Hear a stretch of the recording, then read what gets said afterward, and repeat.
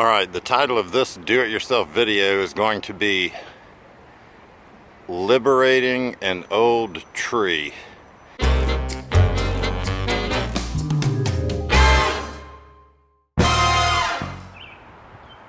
So this is going to be a completely 100% mechanical job.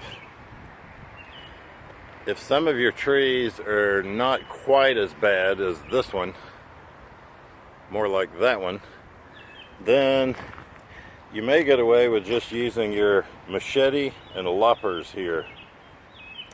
However, on this tree, the machete and loppers is just going to wear you out. So basically with this tree, I ended up using the pole saw, a big 12-foot ladder as you might have seen in the other video, so I could get to some of the limbs up towards that area. Then an electric chainsaw, which I prefer over gas these days because they're making them good. You can check out another video I made about this Greenworks chainsaw. The hedge trimmer in case you want to trim some of that ivy or poison off before you begin. And you definitely want to wear gloves and have long sleeves. I've got some poison ivy because I did the job the other day without a shirt. And then the majority of your hard work is going to be with the electric chainsaw and then the sledgehammer. So you're going to have to come in with the chainsaw, cut each chunk out. As you see, I have a motorcycle growing here. I had no clue that you could grow a motorcycle. But there's a lot you learn as you get older. So we'll take a look at this later. But it's coming along nicely.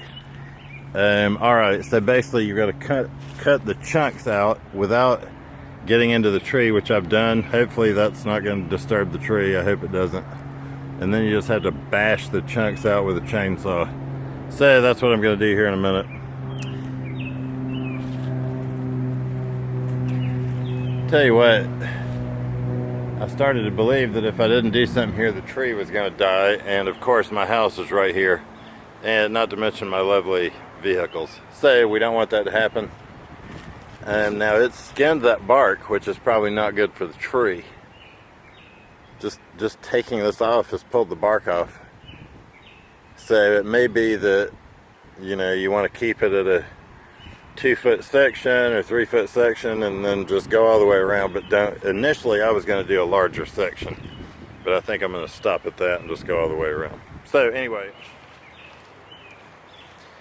so if it's hard to get, you might use your shovel to work back in here to get it. As you see, I mean, this stuff is so nasty, it's incredible.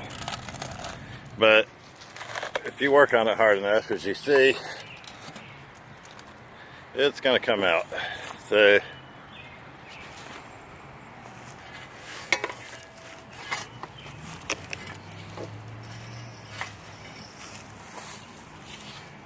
boy, that's hard to do with one hand.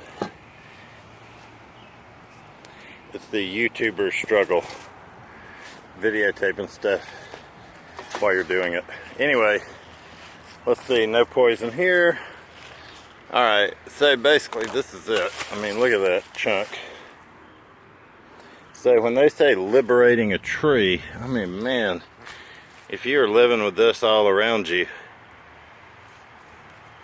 boy, it would be nice to be liberated. And look at how these feet grow off the vine. Ugh, it's awful. And let's see, how's the bark? Well, it's still sort of there. Alright, that's a nice chunk. We'll be back.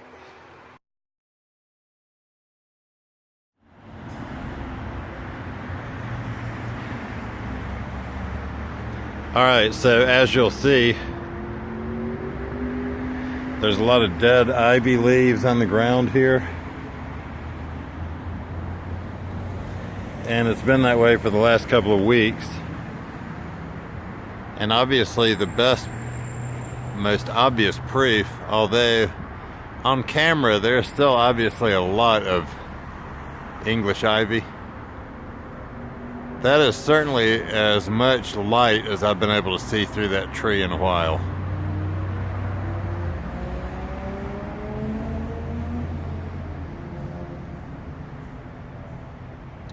And as you'll see over here, some limbs have been falling off,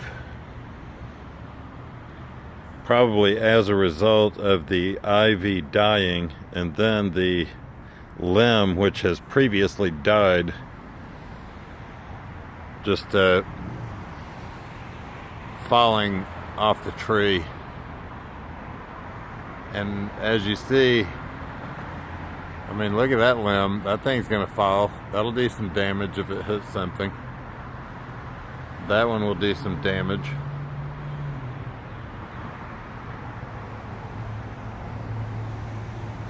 But the point of the video is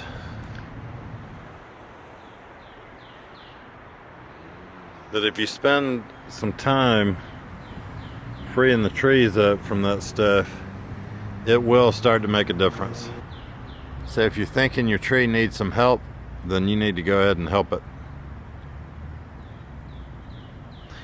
Alright, so that's it. That's looking awesome. It's time to do this to more of the trees in the area. See you later.